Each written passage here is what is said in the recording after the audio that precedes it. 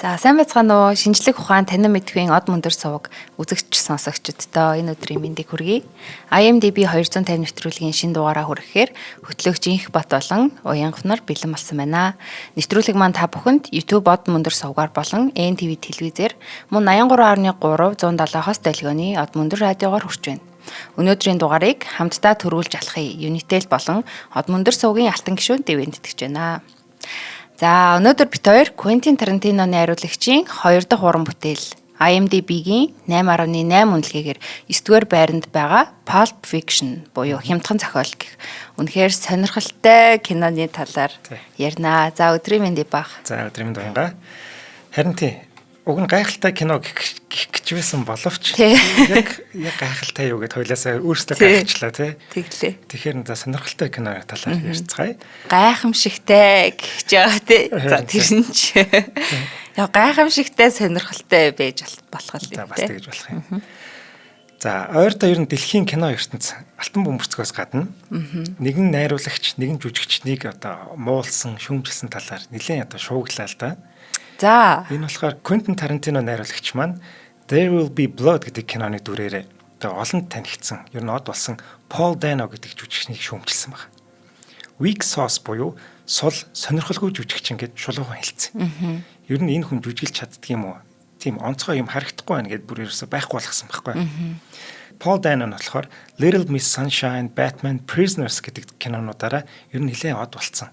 Batman-ы эсрэг талын дүрийг маш чадварлаг бүтээсэн гэд шүүмжлэгчдээс уг нь өндөр үнэлгээ авцсан байгаа ийм жүжигчин л дээ. Тэгээ Spielberg энтертэй хамтарч ажилладаг. Ер нь мундаг жүжигчин байхгүй. Тэгсэн Tarantino энэ хүнийг ингээд шүүмжилчихэж байгаа. За тэнгууд Paul Dano-гийн фэнүүд нөмөрөд Tarantino-г чи хөгшөрчжээ, дими зүйл яриад байна. Буруу зөнж байгаа юм биш үү гэх зэрэгээр одоо ер нь одоо хоёр хуваагдцсан ингээд маргалдцгааж байгаа юм. Гэхдээ зүйлээ даваа жоохон намччих шиг боллоо. Манай урнаа биш үү? Урнаа энэ Paul Dano-д айгүйх дуртай. За би дургу байхгүй. Тэгэхээр бид хоёроос хоорондоо ингэсэн байгаа гэж битээ ойлгож байна. Бид хоёроос бифтэй байгаа. Муулах юм бол цаа чин зүгээр юу гэнэ гэж сэтгэл бодоод ирсэн. За өнөөдөр IMDb-гийн 250-аар ямар кино гэдэг нь дөрөв хэлсэн тийм. Нэрт найруулагч Quentin Tarantino-гийн. За одоогийн байдлаар энэ найруулагчийн кино 4 кино нь буюу Django Unchained, Inglourious Basterds, Reservoir Dogs, Pulp Fiction гэдэг 4 кино IMDb-гийн 250-д байгаа. За найруулагч маань би 10 кино хийхэд тэтгэвртэй гарна гэдгээ зарлцсан баг. За Once Upon a Time in Hollywood гэдэг кино нь түүний 9 дахь кино нь байсан. Түүний найруулах ганцхан кино үлдчихэд байгаа гэж болох нь. Тийм байна тий. Гэтэ ийм мундаг найруулагч 10 кино хийгээд би зодог тайлна гэдгийг хэлчихдэг байсан. Сонир л байгаа тий. Гэтэ тэхгүй байх оо гэдэг байхгүй. Гэтэ эн чинь их одоо юу хүн шүүд. Онцгой содон хүн шүүд. Тэгэхээр хэлсэн амлаач хүрчиж мэдх юм. За энэ удаа Tarantino-гийн их үеийн Холливуд төдийгүй дэлхийн кино урлагт түүний нэрийн хуудас болж тамгалагдсан хамгийн зартай кино нь Pulp Fiction-ыг сонгосон баг. Энэ хямдхан зохиол гэж орчуулдаг. Зарим орчуулган дээр юу гэдүүлээ? Ядмаг зохиол гэдэг баг шүү. За Quentin Tarantino 1992 онд анхны киногоо хийсэн. Энийг болохоор Reservoir Dogs гэдэг. За энэ киногоор Холливуудын хаалгыг цөм өшгөлж орж ирсэн гэж хэлж болно. Харин хоёр дахь кино нь Pulp Fiction бүр тэрнээсээ бүр маш хэд дахин тий мундаг кино хийж байгаа. За жүжигчин Steve Buscemi Reservoir Dogs-ын тоглодог байхгүй юу? Энэ хүн Pulp Fiction-ыг үзэхэд том зурагтын өмнө өрөөндөө ганцаараа сууж байгаа. Зурагтнаас нүд салгаалгүй зурагтнаас өөр найзгүй тэр бяцхан жаал надад Quentin юм шиг санагдсан гэж ярьсан юм бэл. Яг өөрийгөө тэр кинон дээр бичсэн байна гэсэн санаагаар. За үнэхээр ч залуу Тарантино ихэнх цагийг өрөөндөө зурагттайгаа найзлан өнгөрөөдөг. За тэрхүү шидэт тайрцаг дотор гарч байгаа бүхнийг идэх шахам ховдоглон үздэг. Болдог бол тэр шидэт тайрцаг руу авирч ороод тэн дөрнөж байгаа адал явдалд оролцсон гэж хорхоосдаг тийм хөвгт байж. За Тарантино ганц бие ээжийн өсгсөн ганц хүүхэд болохоор ихэнхдээ л гэртээ ганцаараа. За тэгээ өөрийгөө сатааруулаад зугаацуулахаас өөр одоо ажил байхгүй. Тэр нь арга нь зурагт байсан юм. За зурагтнаас өөр найзгүй балчирхүү томрох тусмаа кинонд ухаангой дурлах болж кино театрт ихэнх цагийг өнгөрөөдөг болсон гинэ. Тухайн үед надад кино театрт байгаа бусад хүмүүсээс өөр найз байгаагүй гэж дурссан байдаг юм. Энэ яг өөрт нь ирээдүйд нь хэрэг болсон гэж бодох юм бол гоё байх. Гэхдээ яг хүүхэд найзгүй байна гэдэг үнэхээр бас харамсалтай юм тийм ээ. Гонигтай. Тэгээд өмнөх одоо хоёулангийнх нь ярьсан кинон дээр ч тэр энэ удаач тэр найруулагч нар маань ер нь аль аль нь нөгөө баг байхасаа кинотой ойр өсчгөөрөө яг ирээдүйд тэр нь аюул чухал нөлөө үзүүлж байна тий. Харин тий. За Кони Тарантино гэх бүсгүй 1963 оны 3 сарын 17-нд 16 настайдаа нэг хүү төрүүлсэн юм байна. Тэр нь Квентин Тарантино.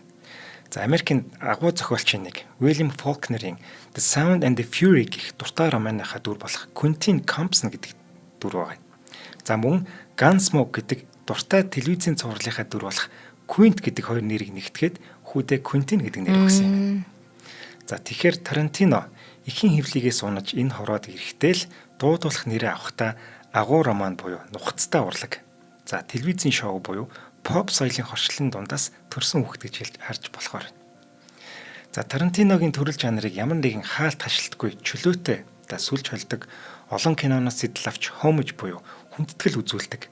За нарийн нэгт диалог, сонирхолтой чигжүү зохиол, зураглалын хурц шийдлүүд зэрэг эдгээр онцлогуд нь кино театраас салдаггүй. За залуу байхасаа л popcorn movie буюу зугаатай хөнгөн кинонууд болон арт кинонуудыг ялгалтгүй тэгш үзэж дурладаг байсантай холбоотой гэдэг юм байна. За Тарантино хүүхэд байгаасаа л тоглож суудаггүй. За сэтгэл хөдлөл ихтэй, сургуульд сурах үнэн дурггүй. За улаан 0 байсан юм байна. Тэгсэн чинь ангаар нь IQ тогтоох тест авсан чинь манай хүний IQ 160-ыг харчдаг. Вау. Тэгсэн багш сурагч юу гэдгэнтэй тэнд байсан хүмүүс энэ зүгээр нэг алдаа гарчлаа гэж бодоод таваагүй юм. Манай хүн чинь IQ өндөртэй, толгой сайн юм байна уг. Хичээлээ хийдгүү л болохоос биш хийсэн бол алхаар байж. Тийм байна. Улаан 0 гэсэн. Бас яг IQ өндөртэй хүмүүс нэг залхаад гэх юм уу хичээл явахаас цааргалдаг тий. Ер нь нэг өвөрмөц байдаг тийм онцгой. За сургууль сурах дургүй энэ залуу ээжтэйгээ ярилцсаар ятгсаар байгаад сургуулаасаа гараад ажил хийхээр болсон гинэ. Энэ ч түнд дээр баг. Дургүй газараа байгаад ч чадахгүй шүү дээ тийм. За Тарантиногийн анхных нь цалин орлоготой жинхэнэ ажил нь кино театр байсан юм. За гэртээ нойр байсан цорын ганц тэр кино театр нь Pussycat гэдэг нэртэй. Калифорниагийн порно кино театрын сүлжээ байсан гинэ. За энэ тухайга өөрөө их өсвөр насныхан тэгж боддог баха.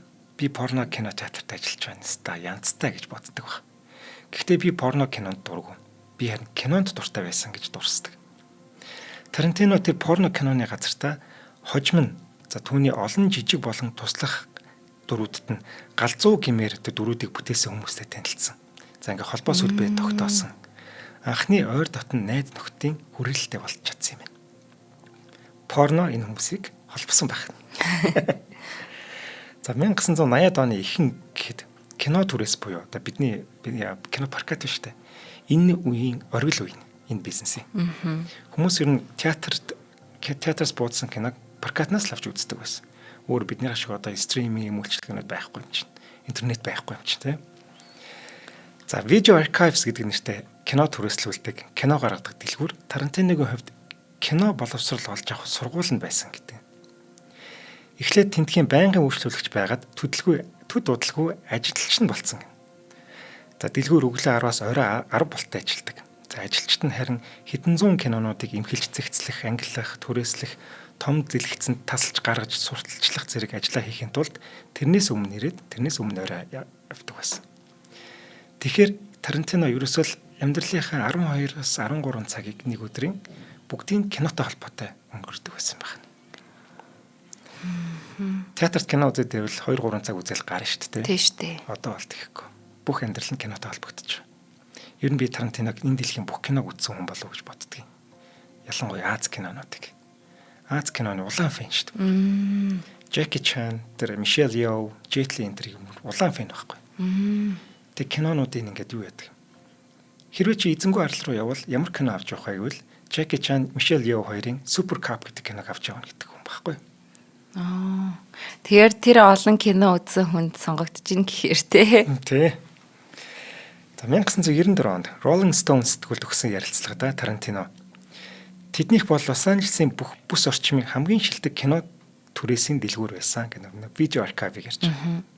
За Video Archives бол Cahiers du Cinema гэдэг одоо юмд барьсан Elaine хариулт байсан гэдэг. За Cashier du Cinema гэдэг нь кино урлагт маш үнэтэй хувь нэмэр оруулсан гэж хүндлэгддэг яадаг гэдэг үлээ тийм сэтгүүл байхгүй.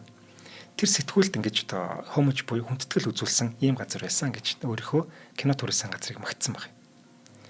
За Pulp Fiction-ы зохиолыг хамтран бичсэн. За тухайн үед Video Archives-т хамт ажиллаж байхдаа танилцсан Тарантиногийн найз Roger Avary.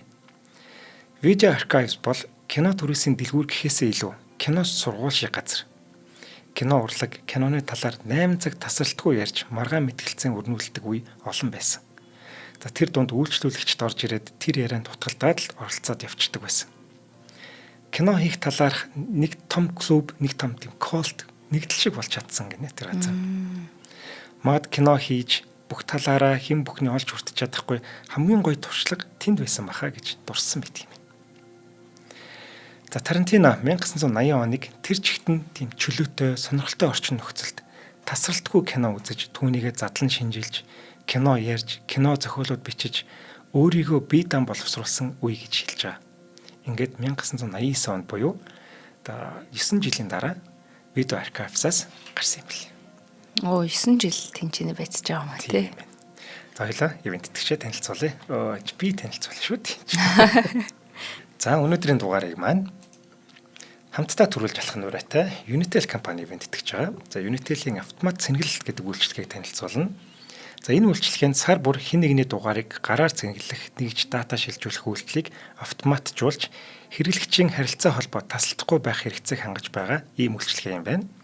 За хүүхдийнхээ дугаарыг цэнгэлэхээ мартсан тохиолдолд хүүхэд эцэг эхтэйгээ холбоо авч чадахгүй байх, хэрэгтэй мэдээлэлээ цаг тухайд нь авч чадахгүй байх ийм эрсдэл гарч байгаа. За мэдээч та хүүхэд сургуультай явцсан байгаад ардаас нь залгаад авахгүй бол энэ ч асуудал гарна шүү дээ. Тийм шүү дээ. Энээс сэргийлж байгаа юм байна.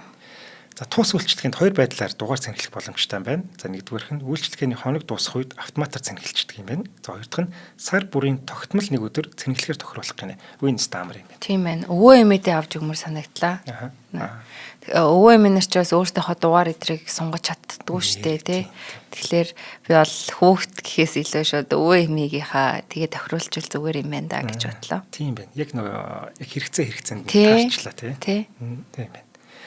За автомат цэнгэлэлтэнд дугаар бүртгэхдээ Unitel аппликейшний үйлчилгээ цэснээс мөн 1444 тусгай дугаарт SMS мессеж илгээн бүртгэх боломжтой байна. За уг үйлчилгээг идэвхжүүлэх нь нэмэлт төлбөргүй ба зөвхөн цэнгэлсэн дүн нь төлбөр дээр нэмэгдэх юм байна. Оо ямар гоё юм бэ. Тийм шинтгэл аваад байвал бас хэцүү тийм ээ. Тийм байхгүй юм. Стамар уус төлөх нь ойлгомжтойгоос л хойш автоматар стамар. Зэрэглэгч сард бусдын дугаарыг цэнгэлэх боломж дээд үн 50,000 төгрөг гэнэ. За энэ бол хангалттай дүн байна. За жич гэд нэг мэдээлэл өгсөн байна. Автомат цэнгэлэлтийн үйлчилгээг зөвхөн дараа төлбөрлөлт үйлчилгээний хэрэглэгчид идэвхжүүлэх боломжтой юм байна шүү. Зөв. За ингээд Unitel аппликейшны үйлчилгээ цэсний автомат цэнгэлэлт гэдэг рүү ороод ерөөсөө тэгэл амархан юм байна дөө. Unitel ер нь хэрэглэхдээ амархан байдаг юм дөө. Үнэ. Тий. За баярлалаа.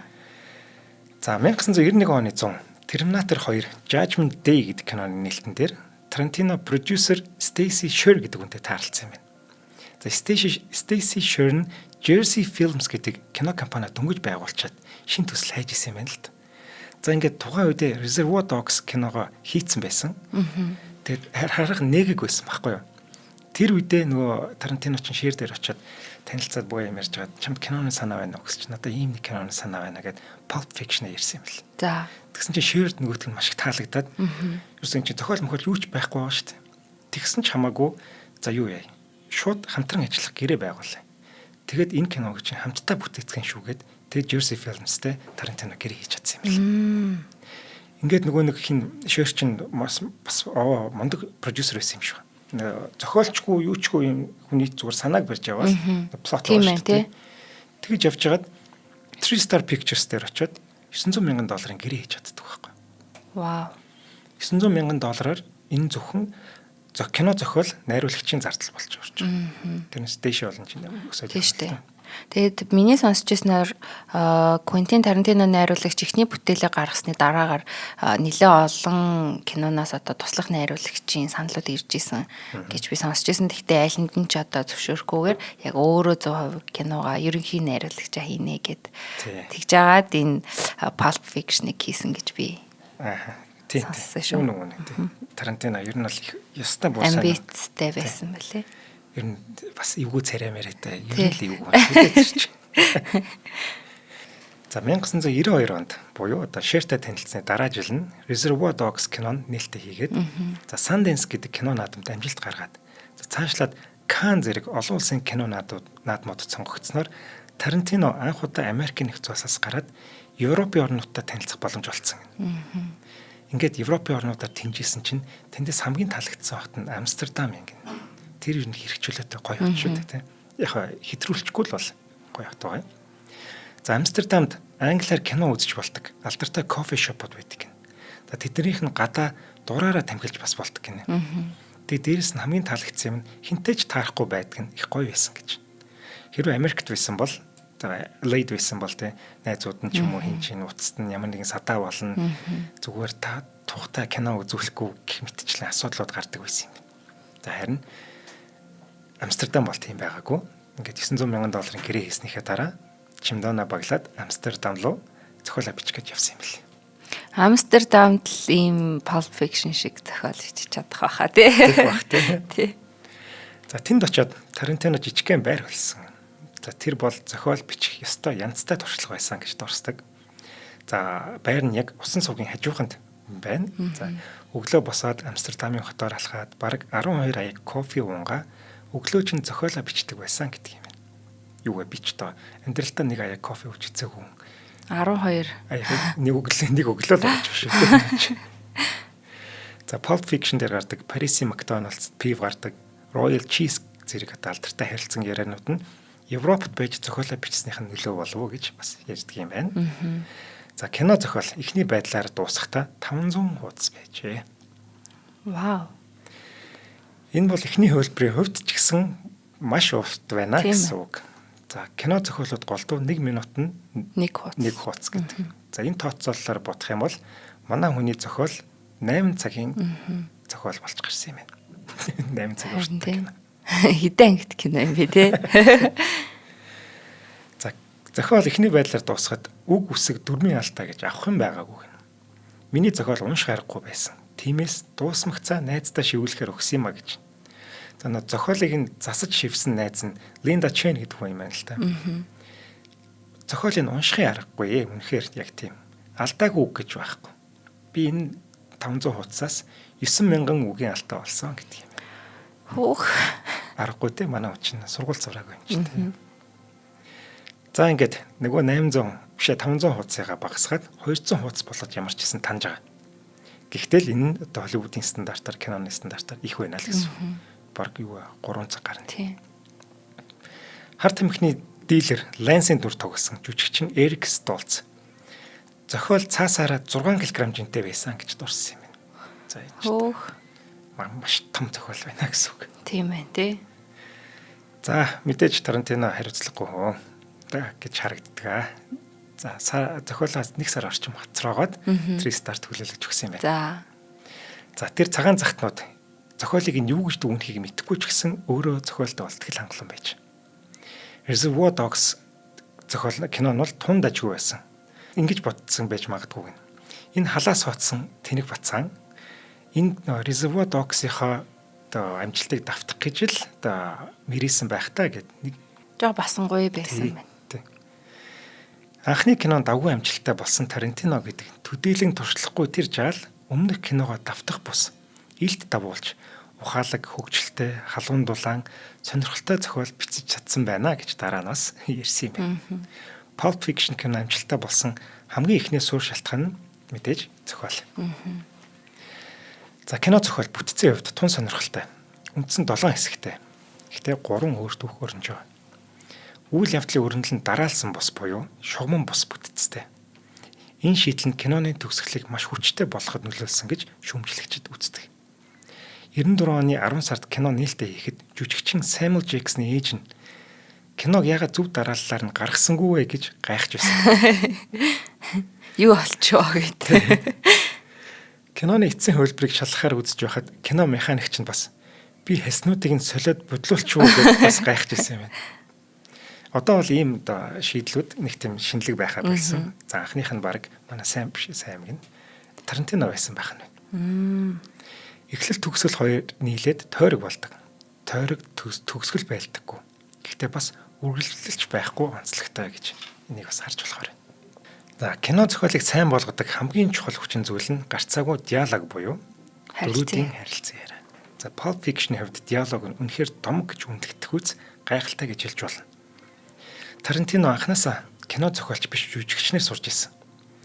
За ийм зохиолч хүн тэгэх ёстой 27 хоног зохиол дуусгах ёстой энэ гэдэг нэг тийм балаа юмнуудаас бүр тэс хөндлөн гэсэн манай. Ерөөсө бүгдийг өөрийнхөө л хийнэ гэж.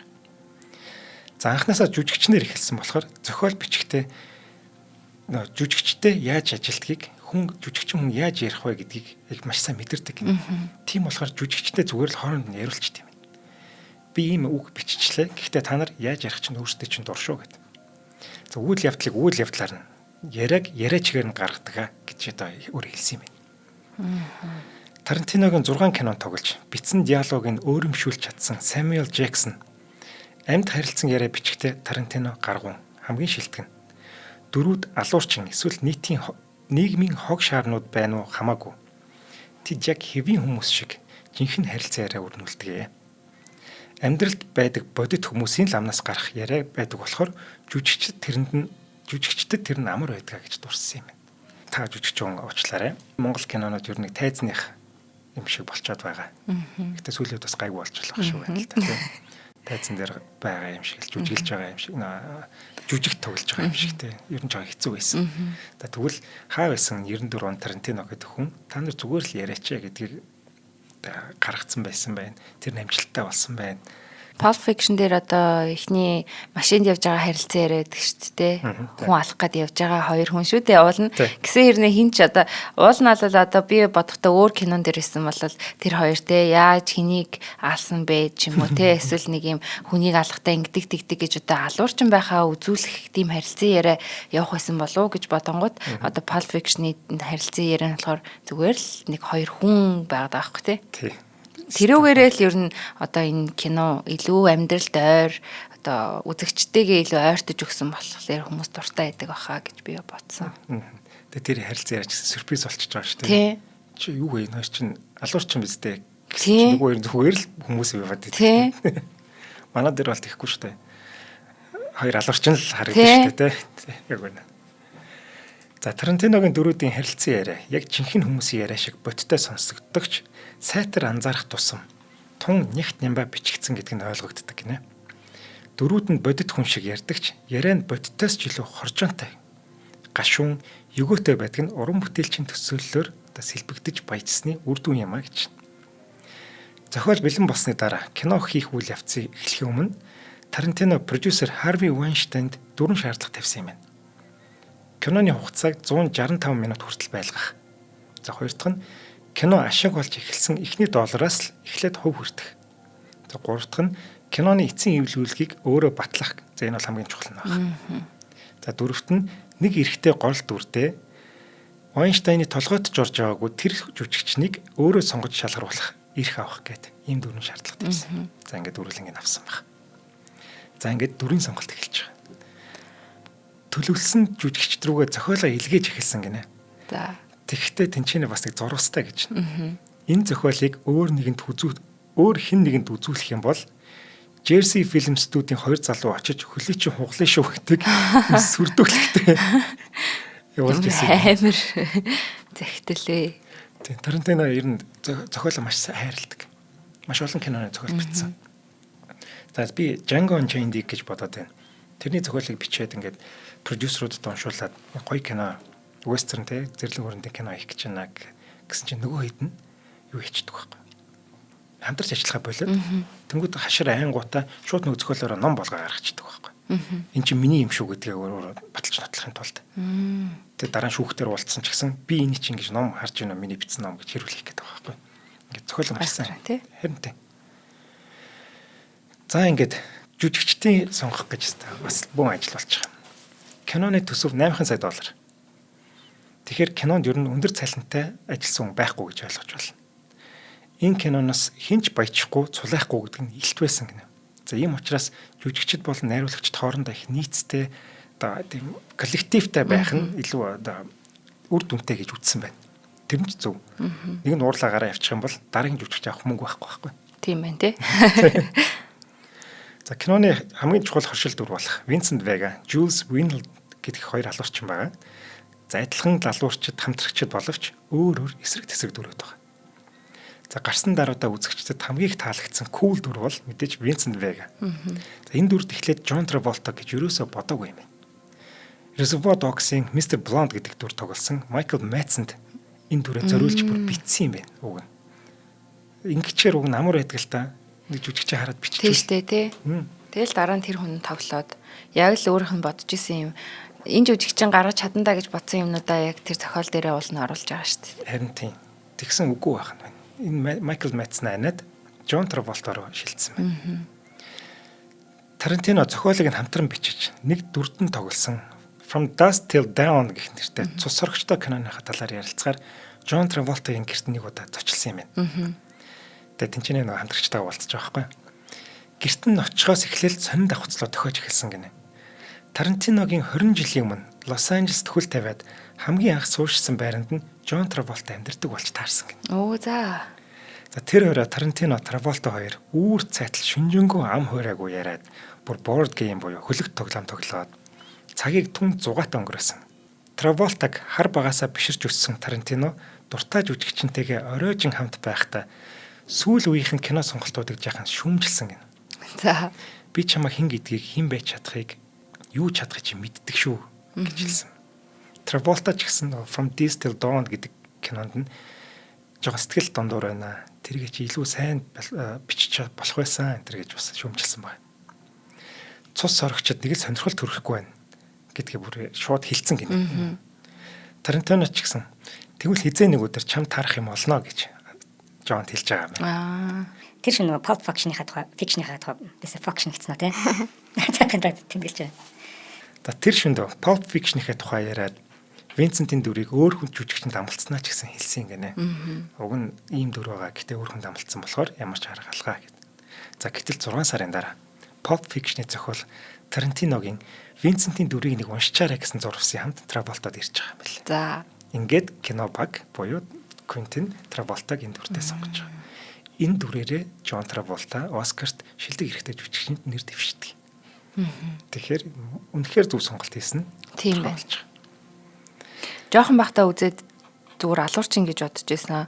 Сөүлд үтсэн чинь тийм крашлах сэтгэл төрж илээ.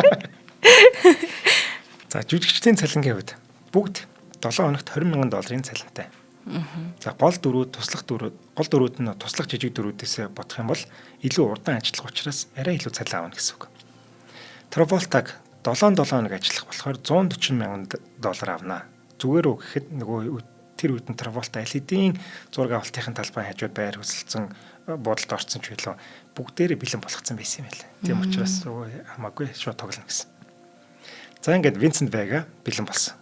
За одоо Jules Winnell хэрэгтэй. За Jules-ийн хувьд найруулагч зохиолоо бичиж байхдаа л Samuel Jackson-ыг тоочглсон байсан гинэ. Тарантино Samuel Jackson-тай таарахтаа өөрт нь зориулаад нэг дүр бичсэн байгаа. Pulp Fiction гэдэг нэртэй зохиолоо уншина уу гэд зохиолоо уншуулсан юм. Samuel Jackson зохиолоо уншаад бүр 2-3 ч уншаад боломжийн давгүй юм байна. Би тоглоход бэлэн байна. Гэхдээ дунд нь нэг саад гарцсан. Тарантино Samuel Jackson-ыг ямархуу сонсогдохыг нь үзэх гээд шалгаруултан дээр дуудсан юм байна. За та нэг ирээд энэ хэсгийг нэг үзчихээч гэсэн чинь нөгөөт нь угаасаа дүр миний хэмчин гээд очиод халтууртчихдаг байхгүй. Нэг сэтгэл хөдлөл гарахгүй. Тэгсгээд явцсан чинь нөгөө найруулагч продюсер хоёр юм бодож эхэлсэн. За эн чинь зүг юм уу таарах юм. Тэгэд дараагийн хүмүүсээс хайж эхлээд хайсан байхгүй. Paul Calderon гэдэг жүжигчин байгаа.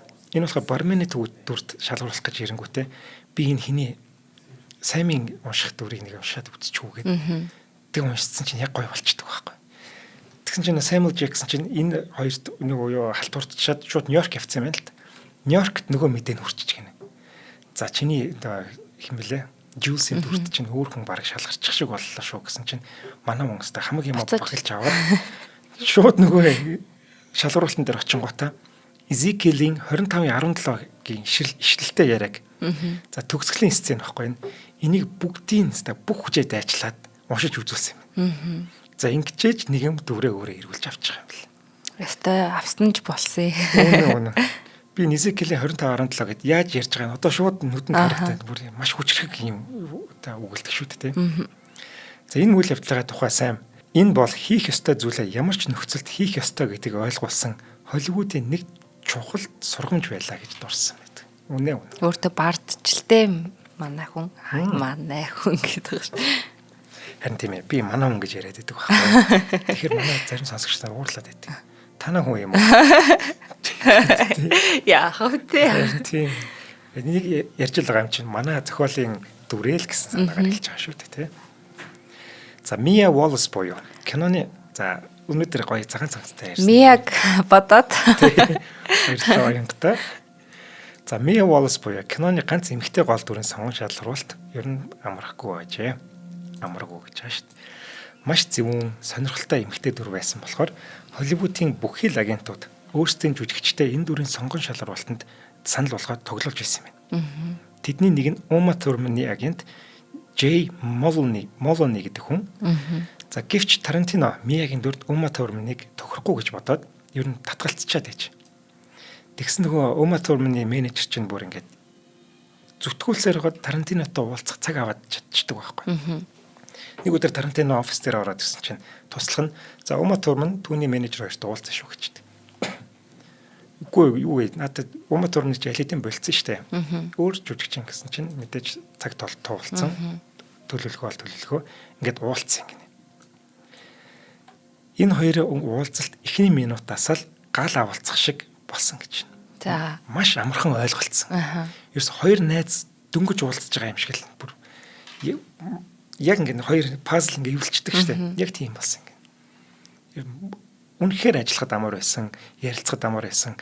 Яг л дотны найзтайгаа олон жил найзсан найзтайгаа хоол идэж байгаа юм шиг санагдчихлаа гэж. Uma Thurman хожимд дурсан байдаг. Тэгсэн чинь тэр уулзтын дараа байдал 180 градус эргэдэг байхгүй. Тарантино Uma Thurman-ыг сонгодог бол Uma Thurman харин жоохон эргэлзээд орохгүй, тоглохгүй гэждэг. Тарантино бууж өгөөгүй. Нэстэ бүр ардаас нь чаргуулцалцаар аваад нэг юм зөвшөөрүүлдэг. Уцаар яриа зохиол уншиж өгч байсан гэж байна шүү. Харин би зүгээр Uma Thurman энэ кинонд тоглохгүй тэгээд Тарантино болохоор уцаар зохиолоо ярьж өгчсэн талаар нь сонсч ирсэн. Тэгээд таныг сая яриад эхлээд Тарантино Uma Thurman-ыг үгүй гэсэн хэрээр гайхажсэн чи яг ийм юм болсон байна шүү дээ. Тийм байна. Ер нь огтод тэгтэй. Зөв мигч. За одоо киноны үйл явдлын хэлхээсийн чухал холбогч за боксчин Butch College-ийн дүрд гэдэг ганцхан жүжигчин үлдлээ. За энэ дүрд сонгон шалгаруулалт явж явах үед жүжигчин Harvey Keitel гэдэг хүн Тарантиног махшарж идэггээд өрсөн гинэ. За ингээд энэ махшарж идэж байхдаа найруулагчтай Bruce Willis гэдэг жүжигчнийг танилцуулсан юм. За гэдэг жүжигчин ч яг энэ кино багийн хамгийн том мод нь Bruce Willis юм. За Bruce Willis энэ үед Reservoir Dogs гэдэг киноныхын фэн гэдгээ хэлээд Тарантинотой танилцах үедээ Pulp Fiction-ы зохиолыг барьсан. Өөрийгөө кинонд нь ажиллах боломжтой байгаа шүү гэдгээ шивнчиж. Яг тийм үд дүр тоглоё, ийм дүр сонирхож байна гэдэг хэлээг юм байна. Ямар ч байсан би боломжтой байгаа. Чи намайг ямар дүр тоглуулахаа өөрөө мэдээгээд Quentin даатгаж. Чи намайг ямар ч дүр тоглуулсан би татгалцахгүй гэд хэлсэн байгаа юм байна. за Хэр их мөнгө авах нь надад хамаагүй гэж бас хэлсэн. ямар гоё юм бэ. Тухайн үед Pulp Fiction-ы нийт төсөв нь Bruce Willis-ийн Die Hard 2 кинонд авсан цалингаас бага байсан байхгүй юу? Энд чинь бараг $7.5 тэгээд хувь нэмэгдээд 10 саяыг авдаг гэж санагдаад байна. За Bruce Willis киноны хамгийн том мод байх нь ойлгомжтой. Bruce Willis нэг гол дүрийг авах болсонд нь Miramax-ийн хагартлаа баярлж байсан. Bruce Willis кино багт орж ирснээр кино зураг авалт эхэлж камерын хальс эхлэхээс ч өмнө $8 сая төсөвтэй киноны гадаад эрхийг $11 сая аль хэдийн зарцсан. Вау. Энд чи одоо ерөөсөө нэг ч зураг аваагүй байхдаа ашиг олцсон. Харин тий. Тэгэхээр хүний алдар нэр гэж үнэхээр чухал байгаа тийм. За тухайн үед Pulp Fiction-ы жүжигчдийг харахад энэ тэндээс санаандгүй нэгтчихсэн. Гэхдээ яагаад хамтдаа ер нь туршаад үзэж болохгүй гэж гисэн байрын хоорондоо төдийлөн авцалтахгүй янз бүрийн хүмүүсийн цуглаан шиг байсан гэдэг. За ер нь энэ киног үзэхэд үнэхээр тэгэж бодогддгоо. Samuel Jackson, Quentin хин хоёр, John Travolta хоёр. За тэгсний хажууд нь Bruce Willis таг юм сонир Mac энтертэй гараад Тийм шүү дээ. Тэнгүүд нэг авцалтахгүй байгаа сонир харагдаад байдаг баг. Тэгсэн чинь анх бүр танилцахтаа л тэгж юу харагдчихсан юм бид нар. Нэг юм холимог хурах шиг. Яг үнэ. Өстой гоё. За юутай ч инхүү гол дүрүүдээ бүрдүүлээд туслах дүрүүдээ ч сонгосноор Тарантино кино багийнхантайгаа Холливуудын нэгэн цогон газар цуглаад хамт хооллоод ер нь 5 цагийн турш нэргсэн юм байна. За ингээд бүгдээрээ маш гоё ингээд хоорондоо ив нэгдэлтэй болоод ер нь мөс хагалдаг штэ тийм. Яг тэгж мөсөө хагалах гэж 5 цагийн турш эднэр нэг өдрийг шоудаж өнгөрөөжээ. За кино зураг авалт 17 хоног үргэлжилнэ. Энд одоо Тарантино жинхэнэ яг бэлтгэлтэй байна. 93 оны 9 сарын 20-нд кино зураг авалт эхэлсэн. Эхний зураг авалт киноны сцен болох Pumpkin, Honey Bunny хоёрын хоолны газар дээр мэддэг хэсэг байдаг. За киноны зураг авалт киноны дараалтаа инхүү давхцаж байгаа нь бас ховор тохиолдол байдаг. Ер нь юу яадаг штэ. Төсөө боддог ч юм уу тий. Тийм штэ. Хаанаас ч хамаагүй эхлээд явчихдаг. Яг нэг кино шоумын дагуу явдаг зураг авалт надад гой санагддаг. Тэгэхээр нэг жоохон төсөө ихэл гардаг юм байна л тий. Тийм л дээ ялцчихгүй. За кино зураг авалт эхлэхэд кино баг маш уян хатан, ирч хүчтэй, сэтгэл хангалуун, хоорондоо ив түнжинтэй баг болох нь ерөөсөө л шууд мэдрэгдсэн гэж. За энэ үед харин нэг хүн байсан гинэ. Зураглаач хүн юм байна. Энэ хүн машины ослолд ороод хөлөө гимтээгээд хоёр хөлөө тайруулсан. Тэгээ тэрэгнсэн дээр сууж зураг дуусгасан юм байна. Тайруулаагүй юм гимтээсэн юм биш үү? Йоо юм амар. За би чинь яагаад тайруулсан гэж бодчихв. Би нэг өөр кино зохиолсон. Мууяр. За Pulp Fiction-ы хамгийн алдартай хэсэг аль нь вэ? Бүжиглөө. За Uma Thurman John хоёрын twist бүжиглдэг хэсэг. Энэ хэсгийн зургийг авахаас өмнө найруулагч маань Travolta юу хүсэж байгаагаа үзүүлээд бүжигийн хөдөлгөөн хийсэн гинэ. Тэгтэн Travolta бүр татаж унсан гэж. 12 настай хүүхэд анхудаа бүжиглж байгаа юм шиг л байлаа гэж. Одоо шоолоод Travolta ч мэрэгжлийн бүжигчин. Бүр багасаа твистинг бүжгийн тэмцээнд ороод төрүүлж мөрүүлсэн. Оо за. Travolta тийм ш нэрээ. Яг бүр Тэ сонсож байгаагүй мэдээлэл нэ. Дуучин бүжигчин тийм тэр юугаараа төрхөөрөө од болсон юм байна. Зөв. Тэгэд би 8 настайгаас хойш бүжиглж байгаа чи зүгээр ямар твист үзмээр байгаа ингээд 4 төрлийн твист бүгдийг төгс хийж үзүүлсэн гинэ. Ямар гоё юм бэ. Тэгсэн чинь найруулагч чи нэрээ юм шүү дээ гэд за наадуулаа бүгдийг хий. Тэгэд Uma Thurman бас зааж өгөөрэй. Тэгэд энэ хоёр тэр бүжгээ Travolta-гийн дэглэлтээр бүжгэлсэн юм байна. Оо за өстө сонсоогүй мэдээлэл нэ. За Uma Thurman бас багасаа бүжгэлсэн эвсэлтэй юм мундаг бүсгүй байгаа. Тэгсэн ч гэсэн Travolta-г хажиж байгаа санаа зовоодсан гинэ. Мундаг жүжигчний хажууд би нэг ив хаагүй харагдах байгаа. Тэгсэн чинь Travolta тийм байхгүй чи гоё. Өөрийнхөө л гоё хийч гэсэн чинь тэр нь үнэхээр гоё болдог. Тэр ч ялчгүй iconic scene л дээ тий. 13 цагийн турш зураг авсан юм байна. Тэг 13 цагийн турш Quentin Tarantino маш сэтгэл хангалуун нүүрэндээ нэмсгэл тодруулан тэр зургийг авсан гэдэг. Тарантино зураг авалтын үеэр хамгийн дуртай тоглоомоор наадж байгаа хүүхчиг л хөөрөв ирч хүчтэй байсан гэж кино багийнхан дурсдаг. Зураг авалтын үеэрх Тарантино нэг онцлог нь ийм юм байна. Зураг авалтын явцыг монитороор хардаг гинэ. Дэлгэцээр хардаг юм байна. За. Ерөөсөө шууд ингээд жүжигчтэй хараал ингээд байждаг. Ер нь ингээд тохируулчаал тэгээд өөрөө явчихдаг байх л та. Тэг яг нэг амьд юмыг яг хүсэж байгаа байхгүй. Тийм байна тий. Дэлгэцний биш. Тэгвэл твист бүжгэлдэг хэсэг ба штэ. Яг тэгж яхад бүр яг тайзны хажууд байсан юм байна. Өөрөө хажууд ингээ бүжиглээл байчихсан гэж. Зүгээр яг л жоох хөвчтэй байсан тий. За Uma Thurman-ы бүтээсэн Mia Wallace-ийн дүрийн талаар заавал онцгойлон дуртахгүй болохгүй нэг хэсэг байгаа. Кинонд Femme Fatale гэж тодорхойлогддог дүр.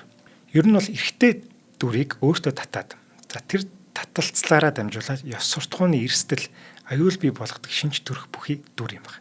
Mia Wallace-ийн дүрээр Тарантино эрэгтэй хүнийг ашиглаж удирдах, хүслээ гүйцэлдүүлдэг, сонгодог Femme Fatale дүрийг орчин үеижүүлж шинжилсэн гэж үздэг юм байна. Тарантиногийн Femme Fatale-ууд эр хүнээс төдийлөн хамааралгүй, эрх чөлөөтэй, өөрийн санаа зорилго нь хүчтэй, заримдаа эмзэг, тэгээ ганцаардмал илүү хүнлэг шинжтэй байдаг гинэ. Тарантиногийнх шүү дээ. За найруулагч энэ дүрийнхээ талаар миний энэ зохиолтой гаргасан дүр бол миний бичсэн хамгийн сайн дүр баг. Би энэ эмхтэй дүрээрээ үнэхээр их бахархдаг гэж хэлсэн юм байна. Зохиолч болгоно нэг тийм их бахархдаг дүр байдаг. Ихэнх нь ер нь эсрэг талын дүрүүд байдаг доо. Тийм тий. Манай Мияч бас болж бүтэхгүй л шүү дээ тий. Тийм ээ яг бол эерэг гэхэд хэцүүлтэй тий. За Мия героин татаад юу ячдаг штэ тий. Ухаалт. Overdose болдог. Overdose болдог. За ингээм амнаас нь шингэн гоождаг штэ тий. Тэр гоожж байгаа шингэнд мөгний зутай юм байна. Санаа зовлтох юм байна. Винсентийн халбган дээр халааж байгаа героин гэдэг байгаа шүү дээ. Тэр нь болохоор мэдээж героин биш, элсэн чихэр байсан юм байна. Тэр элсэн чихэр нь болохоор Джон Траволтагийн ядархаар иддэг элсэн чихрийг аваад ашигласан юм байл шүү дээ. Тэр хэсгийн эдит нь өстой гоё те яг машинтай явж хахад ингэж орж ирдэг эвлүүлэг нь. Тий. За Траволта дөрөв өнөмшлтэй гарахын тулд хит хитэн хар тамхинд донтогчтой ярилцаж үзсэн гэдэг. За Тарантиногийн найз болох нэг героин хэрэглэгчээс яг хэрэглэхээр яадаг вэ гэдээ асуусан юм байна л да. Тэгсэн чинь нөгөөх нь ер нь маш их текила аваад халуун ван дэвтэгтэй их төстэй гэж хэлчихэж. За. Тэг нь манай хүн чинь мэрэгжлийн жүжигч учраас тэрийг заавал туршиж үзнэ гэдэг технэртэй хэлдэг байхгүй. Ингэдэм байна гэсэн чинь эхнэр нь хоёлаа цуг туршаагээд. За. Тэгээ нэг буудлын өрөөнд орж аваад бас бүтэхгүй нэрээ. Тэг халуун вантаа усанд хамтдаа текила уусан гэж. За. Энд чи ямар нэгэн реакц өгөөд юм болж болно шүү дээ. Энэс болоод хүн ч гэсэн амнаас алддаг байхгүй. Гэсэн чи ингэж туршиж үтсэн байгаа. За тэгээд яг тэр мэдрэмжийг аваад тоглосон байна. Тий. Яг тэрийгэ дотроо ингээ хадгалцдаг шүү дээ. Тэгээд тэрийгэ гарч ирж байгаа. За киноны нэгэн саваагүй баримтыг дурдах юм бол F гэдэг үгийг 265 удаа хэлдэг юм байна. Нийт 9 хүн халуулдаг юм байна. За тэр F гэдгийн 265-ын баг 200-ыг нь манай Samuel Jackson хэлсэн байгаа байх шүү гэж та таамаглах юм да. Яа тэгэхээр Samuel Jackson F гэдэг үгийг хамгийн их хэлсэн хүн байхгүй. Дэлгэцэн дээр ер нь бүх киноныхаа туршид. Тийм үү. Зөв. Ер нь кинон дээр энэ хүн энэ үгийг хэлэхгүй бол үзэгчид сэтгэл ханахгүй л гэсэн үг. За Тарантиногийн нэг онцлогийг кино сонирхогчд маш сайн мэднэ. Бусад кинонуудаас урам зориг авч, за тухайн сценийг өөрийнхөө кинон дээр шингээгээд ер нь тийм хүндэтгэл үзүүлдэг ийм онцлогтой хүн байгаа. За энэ кинон дээр Мартин Скорсезе, Джон Карпентер, Godard, Фрэнсис Форд Коппола, Стивен Спилберг, Клинт Иствуд зэрэг найруулагчдын 20 гаруй киноны хэсгийг кинон дээр ашиглаад тэдэнд хүндэтгэл үзүүлсэн юм байна. Pulp Fiction 94 онд гарсныхаа дараа Каннын кино наадмын дээд шагнал Palme d'Or-ыг авдаг. Алтан далмуудыг. За тэр жил нь Кисловский өнгөний трилогийнх нь Red буюу улаан өнгөнийх нь гарсан жил юм байна. За хин хөнгүүл Red-ийг ер нь тэр Palme d'Or-ыг авах болов гэж хүлээжсэн боловч за Европт та хэний ч мдээгүй та нэг бацаан штэ тийм залуухан хурж ирээд Кисловскийг та ялж байгаа байхгүй. Ингээд ерөөсөө энэ хүний нэр хүнд Европт гэж Америкт ч ингэж маш мундаг кино хийж байна, өвөрмөц байна, содон байна. Энд чи юун залуу вэ гэсэн чинь Reservoir Dogs-ын найруулагч байсан байна. За 94 онд Холливуудын хувьд онцгой жил байсан. Тэгээ бүр маш олон шилдэгүүд гарсан. Forrest Gump-ын жил байсан ер нь. Friends нээлттэй эдгийн Forrest Gump гардгийн үрч үеэлээ би нөгөө бүр нэвтрүүлэг хийжсэн марчих юм да ингээд. За мэдээж Pulp Fiction бол та бас байж байгаа нэгэнд нь. Уурлаад наачгүй те. За Оскарыг болохоор Forrest Gump бол хамсаа бүгдээ. За Pulp Fiction ганцхан та шагнал авсан нь мэдээж кино зохиол. Quentin Tarantino анхны Оскар авч байгаа. За энэ кино өнгөн талдаа хараал алгаар дүүрэн. За бүргэрийн тухай гэхэд дөрөвт нь 2 минутын турш тасралтгүй ичэлчдгийг үзэхэд зугаатай хөгжилтэй кино юм шиг санагдах боловч өгүүлж буй утга нь хавьгүй гүг үнзгий байж бол. Киноны 3 түүх бүхий бүтцээс нэгэн сонирхолтой тайлал ажиглагддаг гэнэ. 3 түүхийн гурваланд нь авралын сэдв гол цөмөн болдог гэнэ. Винсент Вега штэ Мия Уоллесыг тун хэтрүүлж өгөхөөс нь авардаг. За тэгснээр Винсент боссхийн ихнэр өөд болсон бол зайлшгүй хүлээх байсан үхлийн шийтгэлээс өөрийгөө аварч. За бууч болохоор Марселус боссоо харгас хүчингээс авардаг. За ингэснээр Марселусын өмнө үлдсэн өөрийнхөө зэмээс ч бас өөрийгөө чөлөөлж байгаа. За хамгийн эцэст нь Жюлс хоолны газар Pumpkin Bunny хоёрыг өрсөлдснөөрөө зайлшгүй нүүрлэх байсан үхлээс ч өөрийгөө аварсан болох нь хожим нийл болдог тийм ээ. Жюльсийн тэр төгсгөлийн яриатай хэсэг бол маш тийм туйлсаг, үзэгчдийн сэтгэлд гүнзгий нөлөө үзүүлдэг хэсэг байна. Хоёлаа дээр дурдсан тийм. Тий. За ингээд хямдхан зохиол маань хүн бусдыг өршөөж ямарваа нэгэн зүйлээс аварснаар өөрийгөө ч гэсэн давхар авардаг гэдэг үнэт санааг гүндээ тээж байжаа гэж дүгнж болохоор байна. За хоёлаа кино нэвтрүүлгээ нэг үгээр төгсгөн.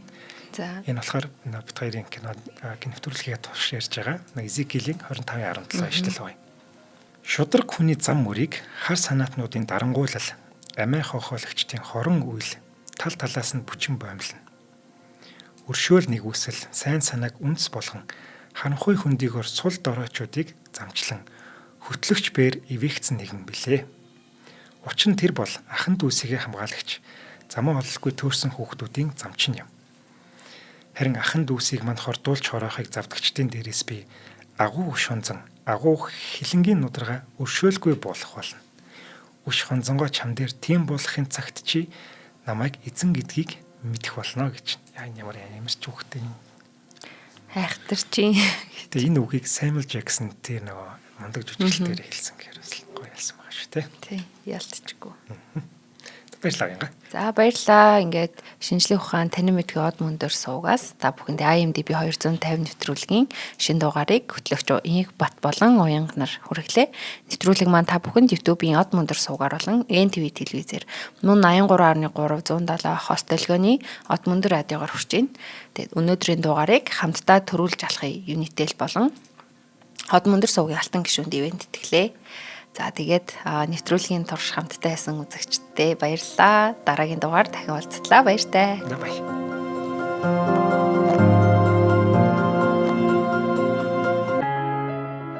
Нэвтрүүлгийг хүлээн авсан Нарны аймгийн монголчуудтай баярлалаа. Од мөндөр сувг нь энэ мэдчлэн таны мэдхүйн мянган нэвтрүүлгийг 2026 оны 7 сарын 1 хүртэл та бүхэндээ хүргэх юм. Их хэлээрээ шинжлэх ухаан танин мэдхүйг түгээхийн үлсэд нэгтгэх хүсвэл та бидэнд хандив өгөх боломжтой. Жилдээ ганцхан удаа 100,000 төгрөгөөр биднийг дэмжснээр шинжлэх ухаан танин мэдхүйг түгээх энэ үйл хэрэг амжилттай үргэлжлэх юм.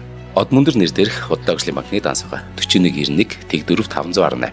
Та 100,000 төгрөгөө шилжүүлэхдээ гүйлгээний утга дээр нь өөрийн нэр болон утасны дугаараа заавал бичээрэй. 100,000 төгрөг хандалснаар Од мөндөр сувгийн алтан гишүүн болох юм а. Шинжлэх ухаан танин мэдхгүй Монголд ялах болтугай.